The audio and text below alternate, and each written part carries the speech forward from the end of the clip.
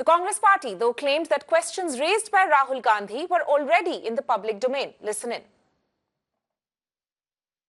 Mr. Gandhi, after a 5-minute visit, had very categorically said it was a personal visit where he went to check on the health of the Chief Minister. Basic courtesy seemed to be missing in the times that we live in. Linking it to his politics that Mr. Manohar Parrikar has done is absolutely reflective of the mindset that prevails in the BJP. The questions that Mr. Gandhi is asking are questions that are out in the public domain, facts that are out in the public domain. It is a known fact that Mr. Manohar Parrikar, 3 days before the Prime Minister's visit to France, had categorically said that there will be no deal signed because they're still negotiating the terms between Rafael and HAL, and HAL would be the beneficiary of transfer of technology.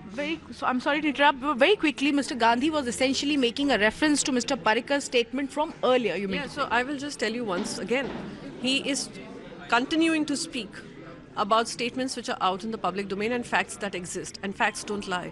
The fact is Prime Minister chose to go with his friend to France and sign this deal overnight. The fact is that Prime Minister Modi, when he was in France, you had the Defence Minister in Goa buying fish. It is also known fact that when he was questioned, Mr. Manohar Parrikar, immediately after the deal was signed, was questioned.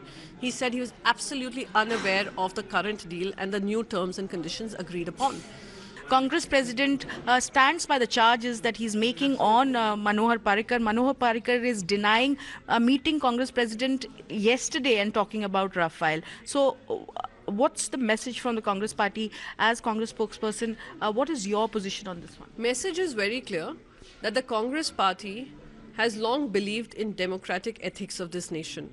So even if you happen to be in opposition and you happen to be unwell, we shall reach out to you and we shall check whether you are fit, whether you're fine, and hope that you get well soon. That's point number one.